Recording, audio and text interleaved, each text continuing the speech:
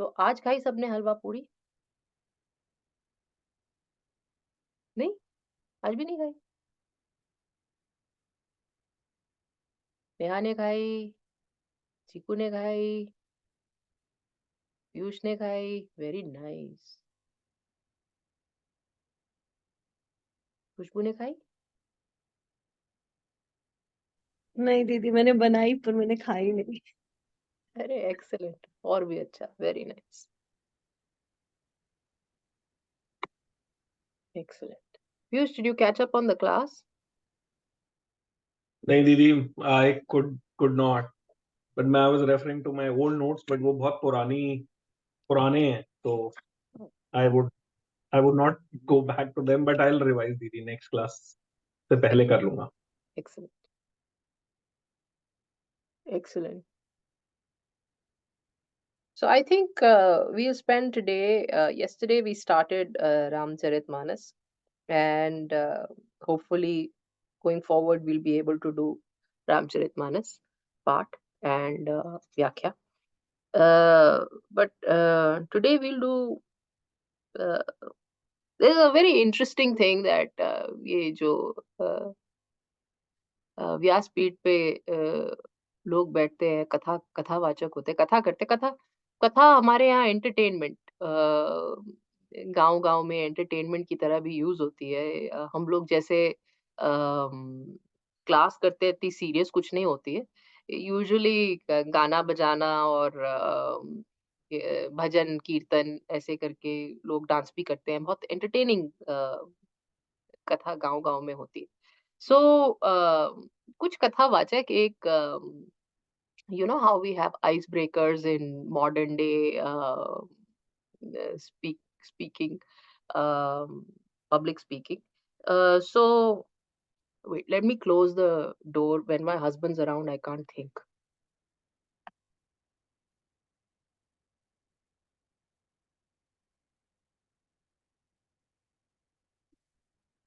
Did you forget my candle?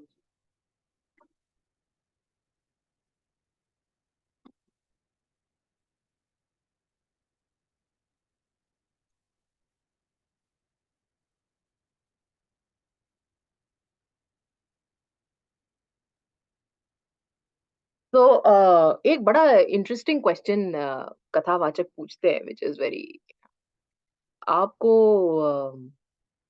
पता है कि सनातन धर्म में कोई ऐसा इंसान नहीं है जिसको रामचरितमानस की एक चौपाई ना आती हो। It's a very common ice breaker for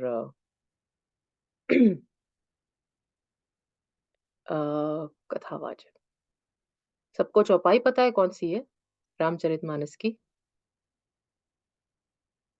जो सबको आती होती है?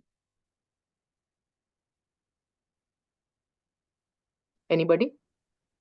Is it Mangala Bhavana Mangalahari Mangal Prabhu भवन Sudat? मंगलहारी द्रवहु सुदशरथ अजिर बिहारी।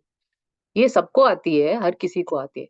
बट उनका जो क्वेश्चन है, वो क्वेश्चन है कि भाई किसने देखी है ये वाल्मीकि रामायण, किसने सुनी है? वाल्मीकि रामायण तो बहुत संस्कृत में लिखी है, वो तो किसी को नहीं आती, मगर रामचरितमानस सबको आती है। पर मेरा कहना ये है, सोचना कि वाल्मीकि रामायण का भी एक श्लोक सबको आता है। आदित्य हृदय। वेरी गुड, वो तो तुम लोग पढ़ते हो इसलिए तुम्हें आता है। और पूरा श्री आदित्य राम राम हृदयम वाल्मीकि रामेति। रामायण के युद्ध कांड से है, हम पढ़ते भी हैं उसको एंड में। और श्री राम राम रामेति रमे रामे मनोरमे सहस्रनाम तत्तुल्यम राम नाम वरानने। Is it from Valmiki Ramayana? No बेटा, दिस इज फ्रॉम महाभारत। अच्छा, Vishnu Sahasranama is from Mahabharata, this is from Mahabharata. Then I don't know दीदी। नॉर्थ से साउथ तक सबको आता है। So that's the clue. मैं बोलूंगी तो तुम्हें अचंभा लगेगा। You will be surprised when I say it.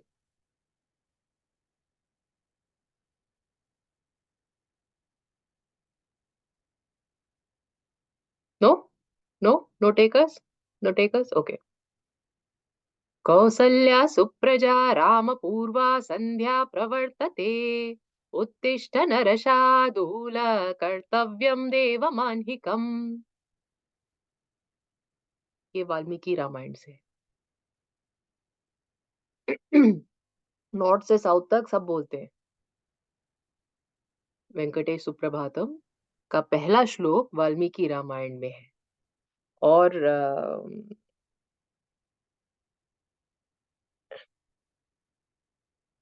किसका बोला हुआ है?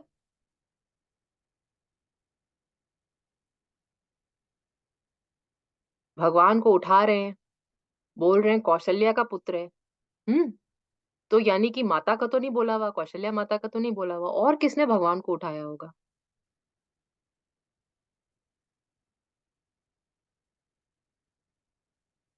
सोचे।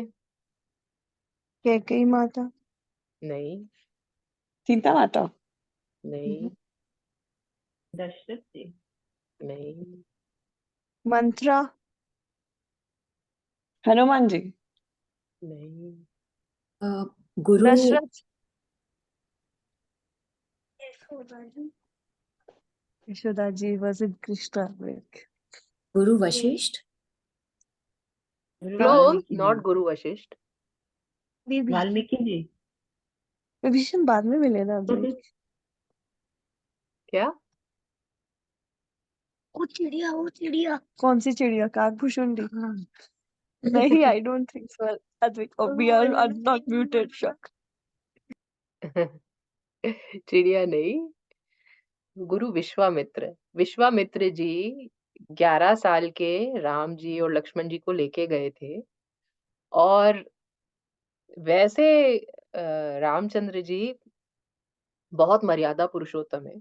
बहुत हर चीज का ध्यान रखते हैं, कैसे उठना चाहिए, कैसे सोना चाहिए। बट गुरु विश्वामित्र के साथ जब गए, तो अब ये लंबी चौड़ी कहानी है, विश्वामित्र जी की तो बहुत लंबी कहानी है। Will not go into it. मगर भगवान लीला कम करते हैं, मगर भगवान ने लीला की। वैसे तो वो जल्दी उठ जाते हैं, गुरु से पहले उठ ही जाते हैं, मगर भगवान ने सोने की लीला करी। जब पहली रात वो गुरु विश्वामित्र के साथ गए, तो उनको सुख देने के लिए कि छोटे छोटे बच्चों को आप लेके आए हो, ये बताने के लिए, छोटे बच्चों को लेके आए हो, मेरे पिताजी ने बोला है कि आप पिताजी का रोल प्ले करो, तो वो पिताजी का रोल प्ले करवाने के लिए उनसे उन्होंने सोने की लीला की। दिन हो गया, सूरज चढ़ गया, मतलब निकल गया, और भगवान सो रहे हैं। तो भगवान को अपनी गोदी में लेके और उठाने के लिए विश्वामित्र जी ने ये श्लोक बोला। कौसल्या सुप्रजा राम पूर्वा संध्या प्रवर्तते। उत्तिष्ठ नरशार्दूल कर्तव्यम देवमान्निकम्। तो उनको वात्सल्य रस देने के लिए भगवान ने ये लीला की थी। और उस समय वाल्मीकि रामायण में ये श्लोक आता है। सो ये कथाकारों का कथन ये है कि हमने कभी वाल्मीकि रामायण का कोई श्लोक नहीं पढ़ा, मगर एक्चुअली वाल्मीकि रामायण का भी श्लोक काफी लोगों को, कम से कम नॉर्थ से साउथ तक, ये वाला याद है।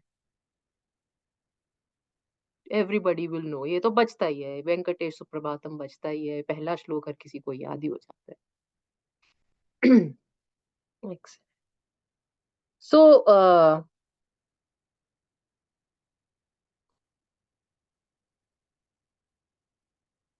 generally, राम जी का जो जन्म हुआ, वो एक तपस्या की वजह से हुआ। करेक्ट? किसने तपस्या की थी? किसी को याद है? दशरथ जी ने। नहीं, दशरथ जी ने तपस्या। मनु शत्रुपा, मनु शत्रुपा, मनु और शत्रुपा ने तपस्या की। तो उनको तपस्या करने की क्या जरूरत पड़ी? बच्चे तो उनके पास थे, मनु और शत्रुपा के 5 बच्चे, 3 बेटे 2 बेटियां, कोई, या 3 बेटियां 2 बेटे, पूरा परिवार है। उनको तपस्या करने की क्या जरूरत पड़ी कि भगवान ने तपस्या का फल दिया और तपस्या में उन्होंने मांगा कि हमें एक बेटा चाहिए, हमें आप बच्चे के रूप में चाहिए। उनका तो बच्चे थे, उनको बच्चों के लिए पूजा करने की, तपस्या करने की क्या ज़रूरत पड़ी? मनु जी ने एक ग्रंथ लिखा मनुस्मृति। मनुस्मृति हमारे यहाँ बहुत इम्पोर्टेंट ग्रंथ है। हालाँकि आजकल के क्रिटिक्स और आल्सो लाइफ़स्टाइल उसको एक्सेप्ट नहीं करते, मगर मनुस्मृति बहुत इम्पोर्टेंट ग्रंथ है कि एक अ, मनुष्य का व्यवहार कैसा होना चाहिए, आचार-विचार कैसा होना चाहिए, किसी भी सोसाइटी में कैसे रहना चाहिए और कैसे रहने से आपको परम धाम मिलेगा, ये उन्होंने एक पूरा ग्रंथ लिखा। ग्रंथ तो लिख दिया, मगर उसके ऊपर चलने वाला कोई एक भी व्यक्ति नहीं मिला। होना ऐसे चाहिए, जैसे हम भी बोलते हैं ना ऐसा होना चाहिए। Specially with parents right? Parents will say do this. जब बच्चे बड़े हो जाते हैं, बच्चे बड़े होके जब उनकी ज़ुबान आ जाती है तो वो बोलते हैं कि आपने तो कभी किया नहीं, हमें लंबा-चौड़ा लेक्चर दे दिया, ऐसे करना चाहिए ऐसे। है ना? माँ-बाप बोलते हैं पढ़ाई करो, अच्छा आपने पढ़ाई की है क्या? माँ-बाप बोलते हैं टाइम से सोना चाहिए, टाइम से जगना, आप टाइम से जग जाते हो। पीयूष का छोटा बेटा तो पक्का बोलेगा, अभी भी बोलता होगा। तो सोने चला गया दीदी। जब बच्चे बड़े हो जाते हैं, तो बच्चे भी ऐसे माँ-बाप से बोलते हैं कि आपने कभी किया नहीं, हम कैसे करेंगे? ये तो आपने सिखाया नहीं, मतलब दिखाया नहीं, तो हम कैसे सीखेंगे? हुँ। सो ऐसे ही मनु जी ने जब मनुस्मृति लिखी, तो उन्होंने लिखा कि ये ऐसा व्यवहार होना चाहिए, ऐसा आचार होना चाहिए, ऐसी सोसाइटी होनी चाहिए, ऐसा रहना चाहिए। फॉलो करने वाला कोई नहीं। There was not one example who lived like that. So therefore, Manu और शत्रुपा तपस्या करने निकल गए। एक और कहानी है जिसमें बोलते हैं कि उन्होंने वानप्रस्थ तो लिया पर उनका मोह नहीं छूटा, तो वो तपस्या करने चले। खैर इधर वे मोर ऑब्वियस इज कि भाई क्यों उन्होंने जन्म लिया? इसलिए जन्म लिया क्योंकि मनुस्मृति में जो मर्यादाएँ, जो rules that were listed out in Manusmriti that were not exemplified by anybody in the universe up till then. और उन्होंने लिख कैसे दिए अगर वो खुद भी फॉलो नहीं कर रहे थे? इसीलिए। कभी-कभी माँ-बाप बोल देते हैं ऐसी चीज़ होनी चाहिए, पर उनके अंदर भी नहीं होती। तो जो आइडियल लाइफ होनी चाहिए, ऐसा मनु जी ने लिख तो दिया, मगर एग्ज़ेम्प्लिफिकेशन उसका वो खुद भी नहीं कर पाए। तो उन्होंने तपस्या की और तपस्या करके उनको वरदान मिला कि भगवान आएँगे। भगवान ने खुद बोला कि मैं आऊँगा, सत्यम, सत्यम, सत्यम। 3 बार बोला कि मैं ज़रूर आऊँगा। तो जब दशरथ के रूप में मनु जी ने जन्म लिया, when he was born again, reborn as Manu, as Dasharath, भगवान ने बोला था कि भगवान आएँगे। उन्होंने शादी की, शादी करके उनकी 3 रानियाँ थीं और 3 लाइफ़ की स्टेजेस भी निकल गईं। मतलब वो बूढ़े हो गए और तब तक भी भगवान आए नहीं। बूढ़े होने वाले थे, बूढ़े हो गए तभी तो जब राम जी का राज तिलक होने वाला था, तो दशरथ जी ने शीशे में अपने सफ़ेद बाल देखे और सफ़ेद बाल के देखने के बाद उन्होंने बोला कि अरे! ये तो मेरे बाल सफ़ेद हो गए, पक्के हो गए, अब तो मुझे राज तिलक इनका कर देना चाहिए। तो वो बूढ़े हो गए थे, he was in his third stage, he was very very aged, and ऐसा बोलते हैं 65,000 years old, but who's to say? in that era, in that age, 65,000 was old. So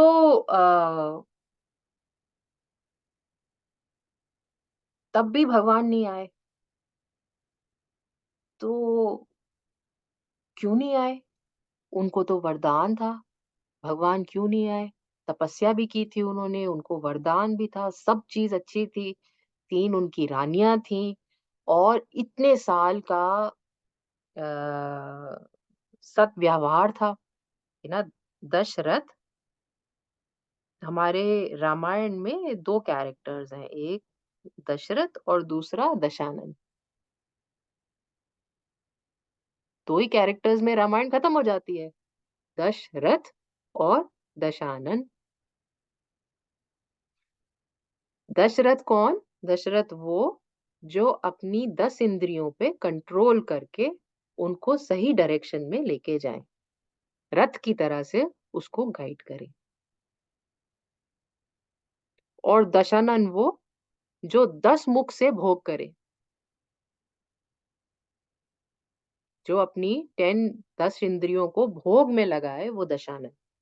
और जो अपनी 10 इंद्रियों को कंट्रोल करके, योग करके रखें, वो दशरथ।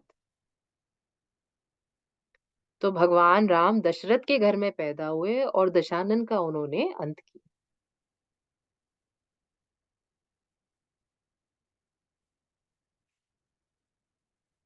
सो दशरथ जी इतना, नाम ही जिनका दशरथ, तो इतना कंट्रोल, इतना संयम, इतनी सधी हुई लाइफ, इतना बल, इतना पराक्रम, सब अच्छा, फिर भगवान क्यों नहीं आए?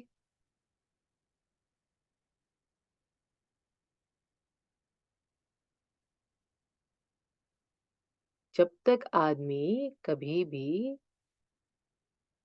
हम्बल नहीं होता, ये हम हमेशा से सुनते आ रहे हैं इस क्लास में, तो जब तक ह्यूमिलिटी नहीं आती, तब तक कुछ भी मिलने का चांस नहीं है। भगवान भी, आपने तपस्या की हो, भगवान ने बोला हो कि मैं आऊंगा, तब भी नहीं आएंगे भगवान। महाराज दशरथ, कहानी के अनुसार, एक दिन अपने गुरु वशिष्ठ के आश्रम में गए और उन्होंने गुरु जी से रिक्वेस्ट की कि अब तो बहुत दिन हो गए, अब तो मैं बूढ़ा होने वाला हूँ, एक पुत्र तो मिल जाता कि जिसको मैं राज्य काज सौंप सौंप के आगे एक पुत्र। जब तक वो नीचे नहीं आए, जब तक उन्हें लगता रहा कि हम अपने बल से, अपने तप से, अपनी साधना से भगवान को पा लेंगे, तब तक भगवान उनके पास नहीं आए। वो बूढ़े हो गए तब भी नहीं आए। मगर एक बार गुरु की शरणागति ली उन्होंने, और फिर गुरु ने क्या बोला, ठीक, अब आप चिंता मत करिए, आप घर जाइए, इसका प्रबंध मैं करूंगा। उन्होंने श्रृंगी ऋषि को बुलाया, पुत्रकामी यज्ञ किया, यज्ञ से खीर मिली, आम मिला, जो भी, और भगवान की का जन्म हुआ। और एक रूप में नहीं आए भगवान, 4 रूप में आए। कि इतने दिन वेट कराया, तो एक रूप में नहीं आए, 4 रूपों में आए भगवान। सो जो रामायण में राम जी क्यों आए? पहली चीज, क्योंकि उनको ये एग्जेम्प्लिफिकेशन देना था कि सही कंडक्ट इस धरती पे, सही कंडक्ट कैसे होता है। इसलिए उनका नाम मर्यादा पुरुषोत्तम राम, मर्यादा पुरुषोत्तम राम। मर्यादा मेन कैरेक्टरिस्टिक है भगवान श्री राम का। भगवान जी का मेन कैरेक्टरिस्टिक मर्यादा। बंधे रह के बंधन में रह के कैसे जीवन जिया जाता है। छोटी सी बाल लीला है, मर्यादा पुरुषोत्तम है। भगवान को भूख लगी है, खाने का समय हो गया, महाराज बुला रहे हैं ना, राजा दशरथ बुला रहे हैं। भगवान मर्यादा पुरुषोत्तम है। सो भगवान खेल रहे हैं, अपने जिन सखाओं के साथ खेल रहे हैं, उनको छोड़ के भोजन कैसे करें, क्योंकि वो तो राजा के बेटे हैं, राजा बुला रहे हैं। तो उनको, जो फ्रेंड्स हैं, उनको छोड़ के भोजन कैसे करें, इसके लिए भगवान गए नहीं, बाल लीला है वो। गए नहीं, महाराज ने बुलाया, गए नहीं। तो महाराज ने भेजा कौशल्या माता को, जाइए आप लेके आइए, बच्चे को खाना खिलाना है।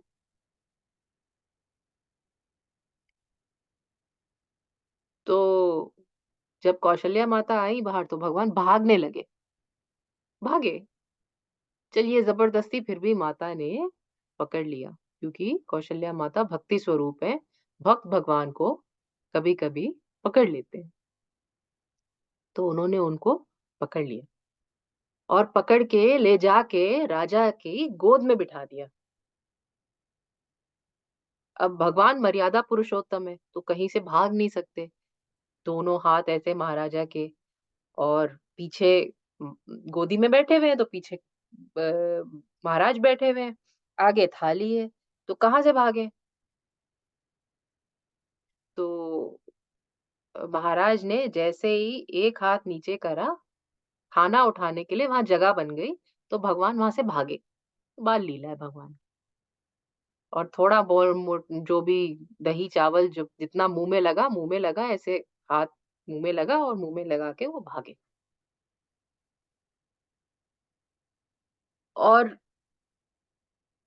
जैसे जैसे भगवान बड़े होने लगे, उनका रूटीन यही था कि सारे अपने सखा और भाइयों के सबके साथ पहले खाना खाते, सबके साथ। सो भगवान मर्यादा पुरुषोत्तम है। कोई भी काम उन्होंने करा मर्यादा में रह के किया। पूरा जीवन माँ बाप की बात बिना सोचे, बिना समझे, बिना क्वेश्चन किए 110% मानी।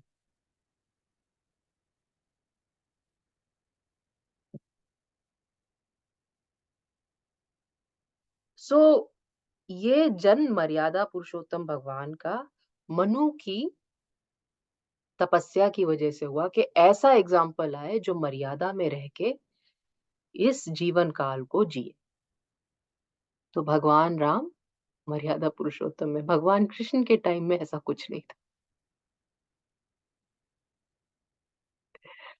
उन्होंने सब चीज अपने हिसाब से की, जो ठीक लगा सो करेंगे। चोरी करके खाना खा, झूठा खाना खाया।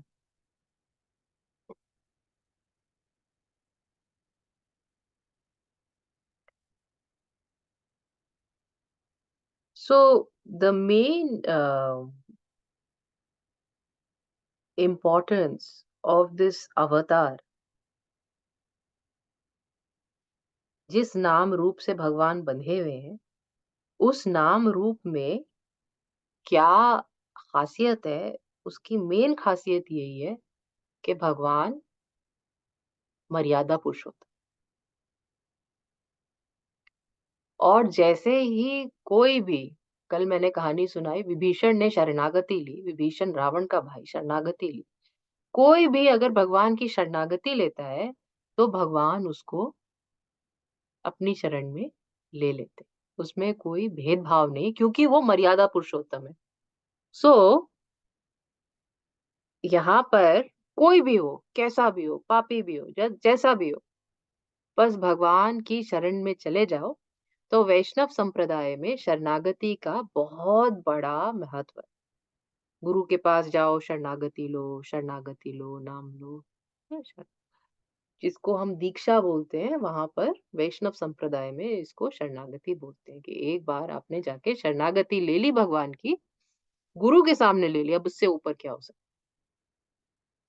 भगवान मर्यादा पुरुषोत्तम है, उनको तो आपके पास आना ही पड़ेगा। सो क्योंकि भगवान मर्यादा से बंधे हुए हैं, इसलिए भक्तों को बहुत सुख है इसमें, क्योंकि भगवान मर्यादा से रूल अपना तोड़ते नहीं।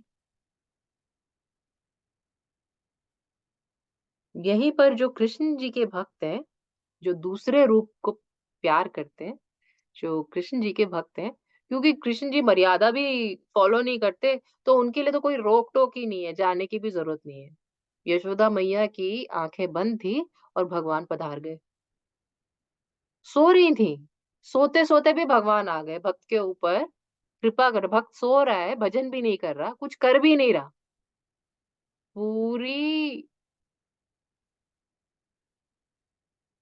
मथुरा भी सो रही थी जब भगवान आए और गोकुल भी सो रहा था भगवान आए। सभी सो रहे थे और भगवान आ गए और सबको सोता देख के भगवान को इरिटेशन हुई, भगवान ने रोना शुरू किया। तेज-तेज से रोना कि ये सो कैसे रहे हैं? जागो, जागो। मैं आ गया हूँ तब भी सो रहे हैं, जागो। तो भगवान कृष्ण जो है वो अ, मोह से बने, प्यार से, उनको प्यार से बाँधा जा सकता है। प्यार से आप कुछ भी ना करो, बस प्यार करो, भाव, जो भाव की बात है, खाली भाव रखो तो भगवान आ सकते भगवान कृष्ण। और खाली समर्पण भाव रखो तो भगवान राम मर्यादा पुरुषोत्तम है, वो पक्का आपके ऊपर अनुग्रह करेंगे। सो एक बड़ी अच्छी कहानी है जो कहानी क्या फिलॉसफी है कि एक सीढ़ी है, एक सीढ़ी है, हम नीचे खड़े हैं, एक सीढ़ी है और सीढ़ी में हमेशा 2 डंडे होते हैं ना, जो जोड़ के सीढ़ी बनती है।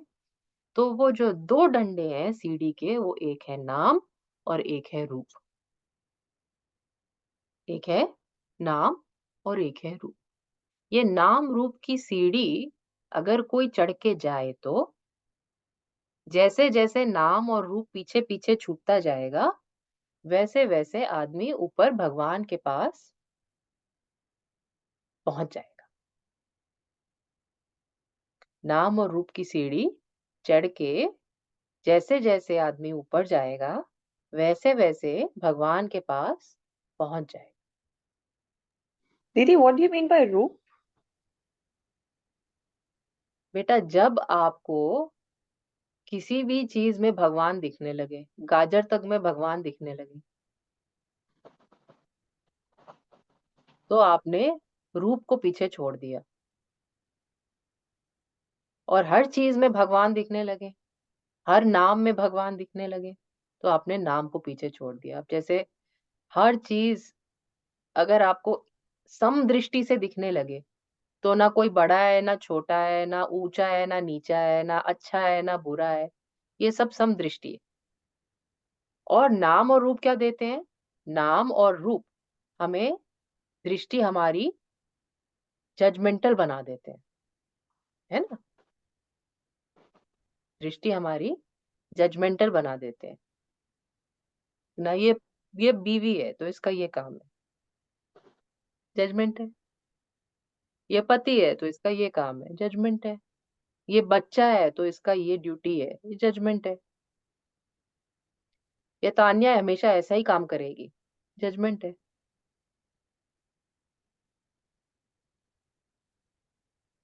समझे? ये कुआँ है, इसमें हमेशा पानी मिलेगा। ये घड़ा है, ये हमेशा पानी भरेगा। ये सब जजमेंट है। जब हम संसार में आते हैं, हम सभी संसार में आते हैं, तो हमें ये जजमेंट्स बाँध देते हैं। 2 जजमेंट कौन से हैं वो? एक नाम का और एक रूप का। ए फॉर एप्पल माता सिखाती है, टीचर सिखाती है प्राइमरी में। ए फॉर एप्पल, एप्पल का नाम और एप्पल की पिक्चर। हुँ? ये माता है, ये दादाजी हैं, ये भैया है, नाम और रूप। ऐसे ही सीखते हैं ना हम लोग। कैसे सीखते हैं? मैंने बच्चे पाले नहीं, पर जो बच्चे पाले हों वो बताएँ। ऐसे ही सिखाते हैं ना बच्चों को।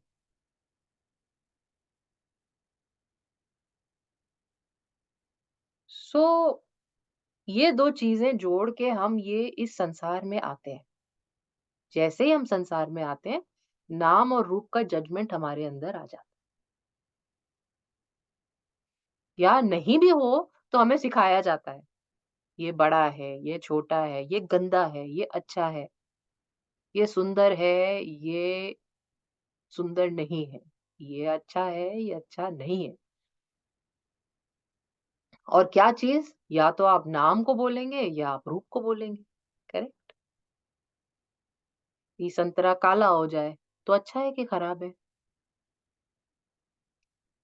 रूप हुआ ना? रूप समझ में आया बेटा? हुँ। कोई भी चीज़ अगर काली हो तो काले को हम खराब बोलते हैं। काले का एसोसिएशन ही खराब से है। संतरा काला हो जाए, केला काला हो जाए, अमरूद काला हो जाए, कोई भी चीज़ काला हो गया तो सड़ गया। ये जजमेंट हटाने के लिए भगवान ने रूप ही काला लिया। हर बार आए काले स्वरूप कि भई ये जजमेंट तो हटा दो। तो नाम और रूप के जजमेंट की वजह से हम भगवान से मिल नहीं सकते। हुँ? बिकॉज़ हमारे अंदर इतना जजमेंट है, कहाँ से आता है? नाम से और रूप से। अभी समझ में आया? इतने जजमेंट की वजह से हम कुछ भी चीज़ एक दृष्टि से, समदृष्टि से, समभाव से देख नहीं सकते। कल भी तो यही समझा रही थी। यही समझाया था ना कल भी, कि अच्छा होता है तो हम अच्छा सोचते हैं, बुरा होता है तो हम बोलते हैं, "अरे! तो खराब हो गया।" एक भाव से उसको देख नहीं सकते, यही तो कल समझा रही थी ना बेटा। सो नाम और स्वरूप, रूप, जैसे-जैसे हम दुनिया में मटेरियल लाइफ में उतरते हैं, तो नाम और रूप हमें बाँध देते हैं इस मटेरियल लाइफ से। और जैसे-जैसे हम भक्ति की सीढ़ी चढ़ते हैं, तो भक्ति की सीढ़ी जैसे-जैसे चढ़ेंगे, ये नाम और रूप पीछे रह जाएँगे और हम ऊपर भगवान के पास पहुँच जाएँगे और एक हो जाएँगे, भगवान से मिल जाएँगे। हुँ? तो ये एक चर्चा है, भक्त लोग अजीबो-गरीब तरीके से हर चीज़ बोलते हैं, तो एक चर्चा ऐसी भी है कि नाम और रूप की सीढ़ी चढ़ के जब कोई ऊपर जाता है, तो भगवान के पास पहुँच जाता है, यानी कि इनको पीछे छोड़ के। हुँ? इनको पीछे छोड़ के।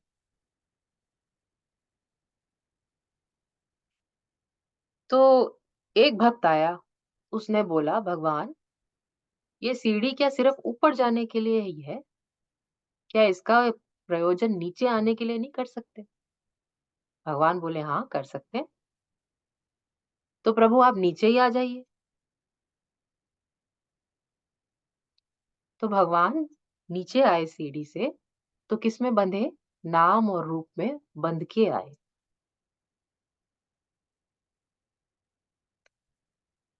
तो भक्त के मिलने के लिए, भक्तों से अगर आप वो सीढ़ी ऊपर नहीं चढ़ सकते, सीढ़ी चढ़ने के लिए क्या चाहिए?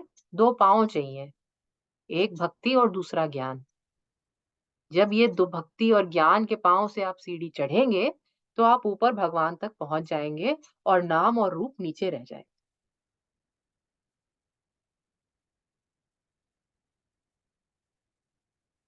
कुछ भक्त बोले कि भक्ति भी पूरी नहीं है, ज्ञान भी पूरी नहीं है, चढ़ना असंभव है, पॉसिबल नहीं है।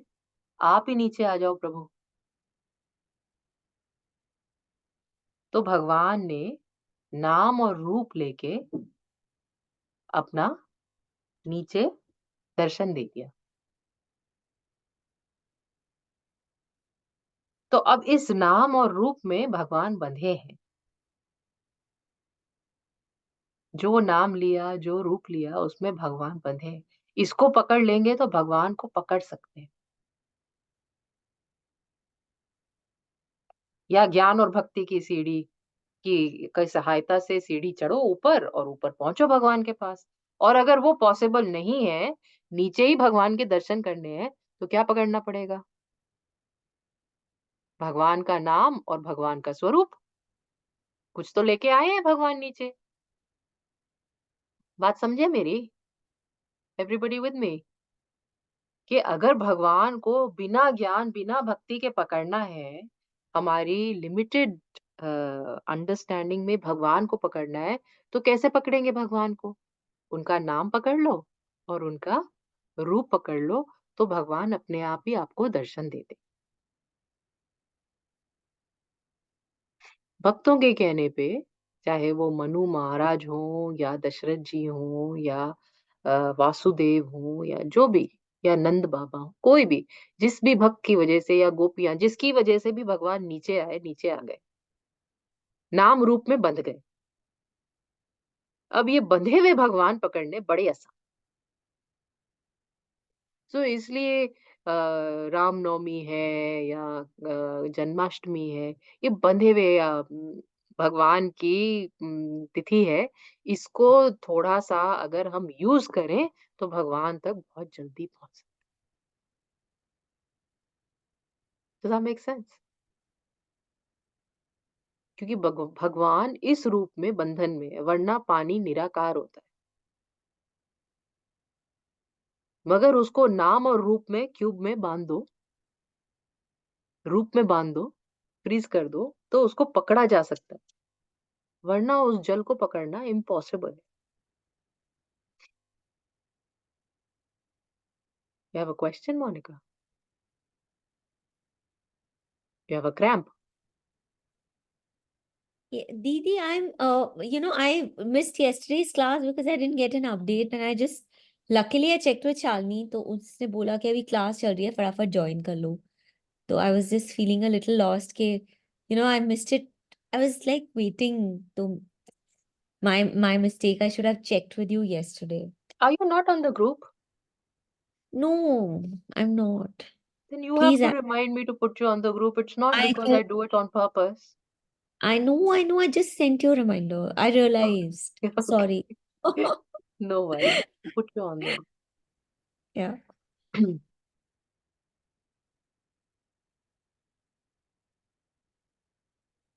So बाकी दिन तो हम नहीं करते, पर अगर हम राम नाम का जप करें तो भगवान हमारी पकड़ से बाहर नहीं। अगर हम रूप की उपासना करें, मेडिटेशन करें, उसके साथ भाव रखें, तो भगवान बंध जाएंगे हमारे साथ। अगर हमने उनके रूप को बांध लिया तो भगवान बन जाएंगे। तो इसलिए कहानी भक्तों की इतनी सारी है।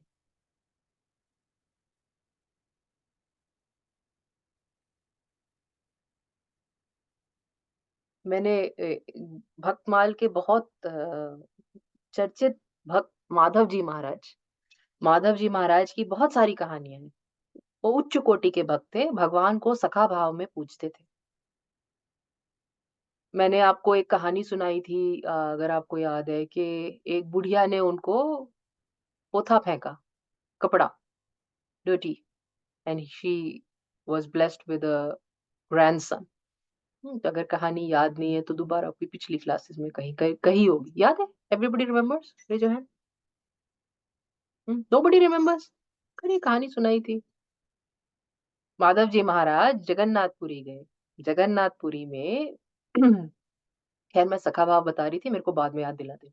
जगन्नाथपुरी में उनको ऑफ कोर्स वो तो भिक्षा लेके, मतलब खाना, तो वो भिक्षा लेने गए तो एक बूढ़ी औरत उनको रोज गाली सुनाए। वो जैसे ही भिक्षा मांगे वो गाली सुनाए। पर वो वहां रोज जाए। तो किसी ने पूछा भी, वो गाली सुनाती है आपको, आप वहां जाते ही क्यों है? कहती है, वो कहने लगे कि वो देती है जो कोई और नहीं देता। बूढ़ी औरत वो देती है, गाली कौन देता है? तो इसलिए वो देती है जो कोई, जहाँ जो कहीं और से नहीं मिलता वो वहां से मिलता है, इसलिए वहां भी जाना चाहिए। तो ऐसे ही माधव जी महाराज एक दिन उस बुढ़िया के घर में गए। उस दिन वो बहुत ही गंदे मूड में थी और घर की पुताई कर रही थी। पहले जमाने में पुताई होती थी तो कपड़े से करते थे, ब्रशेस भी नहीं थे, ब्रश तो अभी ये आए हैं। कपड़े से करते थे। अगर किसी ने पेंट का काम देखा हो तो आज भी मलमल का बहुत सारा कपड़ा यूज होता है पेंटिंग के काम में। घर का पेंट कराना हो तो वो खूब सारा वो कपड़ा लेके आएगा। पहले ज़माने में कपड़े से ही पेंटिंग होती थी, तो वो घर पोत रही थी, पेंट कर रही थी। तो जिस कपड़े से कर रही थी उसने वो ही फेंक के मारा और माधव जी महाराज को। तो वो वो बड़े खुश हुए, बोले अच्छा आज कुछ तो दिया तूने, कुछ तो दिया। माता तूने मुझे पोथा दिया है, तुझे पोता होगा। तूने मुझे कपड़ा दिया है, तुझे पोता होगा। उस बुढ़िया का बेटा था, एक ही बेटा था और उसका कोई इश्यू नहीं था। तो कुछ दिन बाद उसके घर में बच्चा पैदा हुआ और फिर वो of course she was very, very regretful कि अगर मैंने उनकी कुछ ढंग से सेवा की होती तो ध्रुव प्रहलाद जन्म हुए होते मेरे घर में। इतनी एक गंदा पोथा दिया मैंने तो ये बच्चा पैदा हो गया। माधव जी महाराज वो भी संत, उच्च कोटि के संत, तो उन्होंने क्या किया वो कपड़ा लिया, पहले उस कपड़े को धोया, ठीक से धो के साफ करके उसको काटा, काट के उसकी बत्तियां बनाई और बत्तियां बना के भगवान के मंदिर में ले जाके उसकी बत्तियां जलाई। तो मतलब ये कहानी बार-बार सुनने सुनाने से कि नहीं, ऐसे कपड़े का जिसका कोई किस्मत नहीं थी, जो पुताई के लिए यूज़ हो रहा था और ऐसी गंदी औरत के घर में यूज़ हो रहा था जो सिर्फ़ गालियाँ बकती थी, वो भी भगवान की के मंदिर में दिया बन के जल सकता है अगर संत उसके साथ आ जाए। अगर कहीं संत संत को मिल जाए, तो गंदा पोथा भी दिया बन के मंदिर में जल सकता है। खैर, मैं आपको ये नहीं बता रही थी, मैं तो ये बता रही थी कि भगवान को किसी भी रूप में आप पकड़ लें, तो उससे भगवान मिल जाएँगे। अब यही माधव जी महाराज क्या करते थे, सखा भाव में भगवान की पूजा करते थे। तो जब सखा भाव में पूजा करते थे, तो पता नहीं ये कहानी सुनाई होगी शायद, दोबारा सुन लीजिए, कोई बात नहीं, भक्तों की कहानी है तो कोई कितनी बार बोलूँ, कम ही रहती है। तो क्या करते थे वो अ, अपना तो कुछ खाना बनाते नहीं थे। जहाँ पर भोजन होता था, जहाँ पर पंगत बैठती थी, जहाँ पर अ, संतों को खाना दिया जाता था, वहाँ पर भी खाना नहीं खाते थे। जब सारे संत खाना खा लेते थे, तो जो बचा-कुचा पत्तल में रहता था, वो पत्तल उठाते थे और पत्तल में जो बचा-कुचा खाना रहता था, एक पात्र में जमा कर लेते थे। उनके पास एक मिट्टी का पात्र था, उसमें जमा कर लेते और जमा करने के बाद वापस जंगल में चले जाते थे। जंगल में रहते थे, सिर्फ़ भगवान का स्मरण करते थे, राम नाम का जप करते थे, जंगल में रहते थे। और पत्तल में से सारा खाना बीन के, खाना चुग के और वो अपने एक कटोरे में रख के और फिर वापस जंगल चले जाते थे, जंगल में ही रहते। और जंगल में जाके वो पहले वो झूठा खाने का पहले भगवान को भोग लगाते थे और फिर अपने आप खाते। भगवान कृष्ण को भोग लगाते थे और फिर खाते थे। एक दिन उनको बहुत भूख लगी थी, कुछ देर हो गई थी, भजन ज़्यादा देर चल चल गया, समझ में नहीं आया, टाइम समझ में नहीं आया, कुछ हुआ, देर हो गई, तो वो गए, खाना लिया और मुँह में डाल लिया। मुँह में डाल लिया, तो उनको याद आया कि भगवान को भोग तो लगाया नहीं, भोग लगाया नहीं, तो अंदर कैसे जाए? और संतों का जूठन है, तो बाहर कैसे जाए? इसको थूक भी नहीं सकता, इसको खा भी नहीं सकता। Cannot eat it, cannot spit it, because if I spit it, it will be an insult to the saints. And if I eat it, I haven't given it to God. It'll be an insult to God. तो एक पूरा दिन, पूरी रात, एक पूरा 24 घंटा हो गया मुँह में उनके कौर रखा रहा। भगवान परेशान हो गए। भगवान आए, भगवान ने बोला, "माधव जी, 1 दिन से मेरे को भूखा रखा हुआ है आपने, कुछ तो खाने को दे दो।" तो माधव जी बोले कि खाने को कैसे दे दूँ? ये तो मेरे झूठा हो गया, अब मैं आपको दे नहीं सकता। तो भगवान बोले, माधव जी महाराज, इतने दिन से आप मुझे इतने संतों का झूठा खिला रहे हो, एक दिन आपका झूठा खा लूंगा तो क्या हो जाएगा? आप अपने मुंह से थोड़ा सा तोड़ के दे दो। महाराज लड़ पड़े भगवान से कि नहीं ये नहीं दूंगा, भगवान भी लड़ पड़े महाराज से, दे दो। दोनों अपने मुंह को पकड़ के और दोनों ने अपने मतलब माधव जी का मुंह और भगवान भी उसमें हाथ डाले और माधव जी भी हाथ हटाए और इंटरेस्टिंग। तो थोड़ी देर में ये छीना झपटी में वो कौर अंदर चला गया, कुछ नीचे गिर गया। हल्का सा भगवान का हाथ था तो कुछ नीचे गिर गया। भगवान ने वहां से चुग चुग के एक एक अन्न का दाना खाया।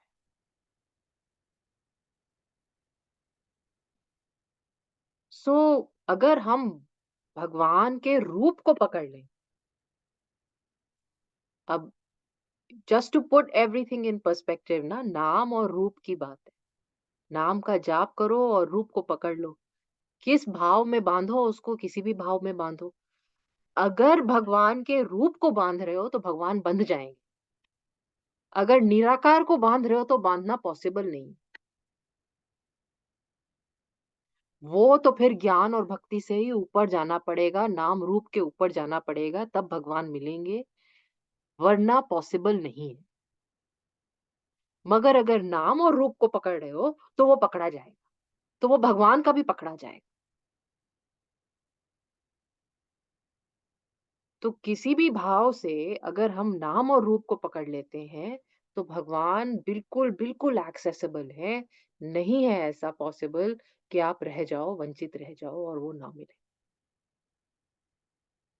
क्योंकि वो नाम रूप का सहारा लेके भक्तों के लिए नीचे आए, इसलिए उसमें पकड़े जाएंगे।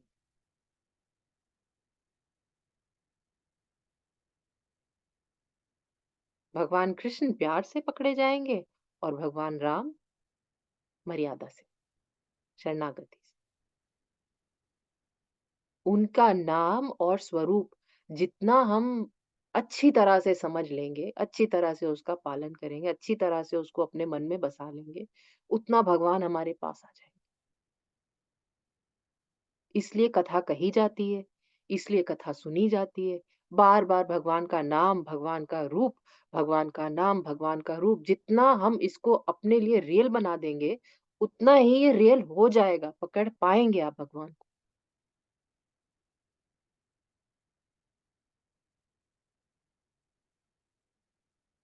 Does that make sense? सो भगवान ने रूप लिए तो हमें दर्शन पॉसिबल है, इम्पॉसिबल नहीं है, क्योंकि वो नाम रूप में बंधे हुए हैं, इसलिए उनका साकार दर्शन पॉसिबल। और अगर निराकार निर्गुणी भगवान को मिलना है तो इस सबको छोड़ना पड़ेगा, ज्ञान और भक्ति ऊपर जाना पड़ेगा। इस लगातार जजमेंट हटाना पड़ेगा, लगातार ईगो हटाना पड़ेगा, लगातार जजमेंट हटाना पड़ेगा, लगातार ईगो हटाना पड़ेगा। हम भी कुछ नहीं और सामने वाला भी भगवान। तो जब ये नाम और रूप का डिस्टिंक्शन खत्म हो जाएगा, जब आप अपने आप को सब में देखने लगोगे, भगवान को सब में देखने लगोगे, तब आप ऊपर जाके भगवान से मिल सकते। और अगर इतनी मेहनत नहीं करनी है तो साकार भगवान को पकड़।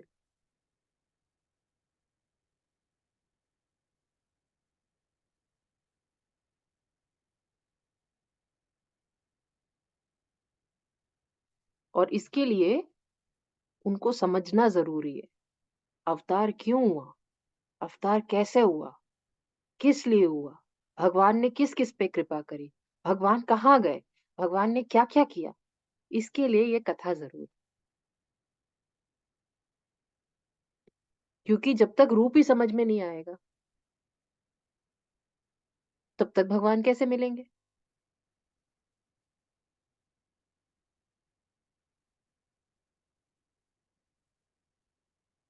तो इसलिए भक्तों ने उसका डिटेल में वर्णन किया है, भगवान क्या पहनते हैं, भगवान कैसे रहते हैं, भगवान कब उठते हैं, कब सोते हैं, क्या खाते हैं, क्या उनको अच्छा लगता है, क्या उनको प्रिय है, कैसे रहते हैं।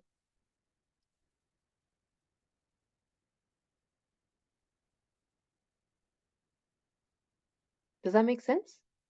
Everybody with me? Yeah. चलो एक स्तुति करते हैं भगवान की, फिर I'll let you guys go.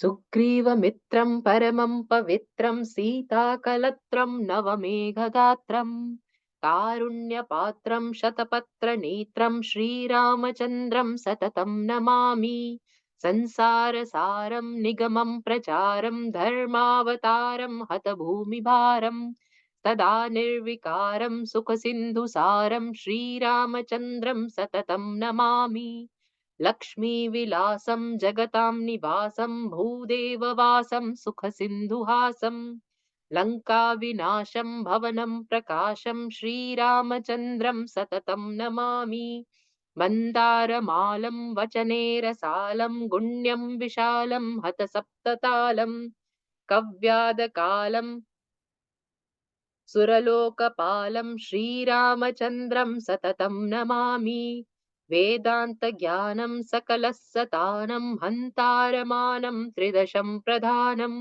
गजेन्द्रपालं विगताविशालं श्रीरामचन्द्रं सततं नमामि हेलातिभीतं स्वजने पुनीतं श्यामोप्रगीतं वचने अहितं रागेण गीतं वचने अहितं श्रीरामचन्द्रं सततं नमामि लीलाशरीरं रणरङ्गधीरं विश्वेकवीरं रघुवंशधारं गम्भीरनादं जितसर्ववादं श्रीरामचन्द्रं सततं नमामि श्यामाभिरामं नयनाभिरामं गुणाभिरामं वचनाभिरामं विश्वप्रणामं कृतभक्तिकामं श्रीरामचन्द्रं सततं रमामि श्रीरामचन्द्रं सततं नमामि श्रीरामचन्द्रं सततं नमामि श्रीराम राम रामेति रमे रामे मनोरमे सहस्रनाम तत्तुल्यं राम नाम वरानने श्रीराम राम रामेति रमे रामे मनोरमे सहस्रनाम तत्तुल्यं राम नाम वरानने श्रीराम राम रामेति रमे रामे मनोरमे सहस्रनाम तत्तुल्यं राम नाम वरानने श्रीराम नाम वरानन ओम नमः इति. All right, guys, have a nice week. I'll see you next week, Tuesday. And Monica, if you're not added, please remind me. I'll add you, yeah? Thank you, Didi. Namaste. Thank you. Just one question I had. You said earlier that on special days like Ram Navami or Janmashtami, it's easier to sort of, reach out. We And forget. We forget. okay, We forget. No, daily life is so daunting. हमारे यहाँ like that. इतने सारे festivals हैं. Daily Right. life is so daunting. If we are able to continue to hold on to the philosophy, the thought, right? At least अगर हम fervent जैसे नवरात्रे शुरू हो गए, रामनवमी आने वाली है, नवरात्रे शुरू हो गए, अभी दशहरा आने वाला है, नवरात्रे शुरू हो गए, अभी सरस्वती पूजा आने वाली है, बट इतना सारा हमारी फिलॉसफी इतनी बड़ी है, कहाँ से पकड़ना शुरू करेंगे? तो लगातार फेस्टिवल्स रहते हैं, क्योंकि धीरे धीरे चीजें छूट जाती है. It's a very good reminder. Just let's continue to work towards this. Let's continue to work towards this. Dussehra हो रहा है, रामलीला हो रही है, तो नाम रूप को हम पकड़ पा रहे हैं ना. दुर्गा पूजा हो रही है, भगवान की माता की मूर्तियां बन रही हैं, नाम रूप को पकड़ पा रहे हैं. गणपति बिठाया जा रहा है, नाम रूप को हम पकड़ पा रहे हैं. ये नाम रूप ही है जिसको अगर हम पकड़ लेंगे ठीक से, तो हमें दर्शन हो जाएंगे. वरना ज्ञान के बल पे उसके पास जाना बहुत मुश्किल काम. तो इसलिए संतों ने, साधुओं ने, हमारे बड़ों ने, बुजुर्गों ने ऐसी बहुत सारी चीजें बनाई कि नाम रूप को पकड़ लो तुम। सोचो कि भगवान सुबह जन्माष्टमी में सुबह से लग जाओ कि सुबह रात को भगवान का भोग लगाना है।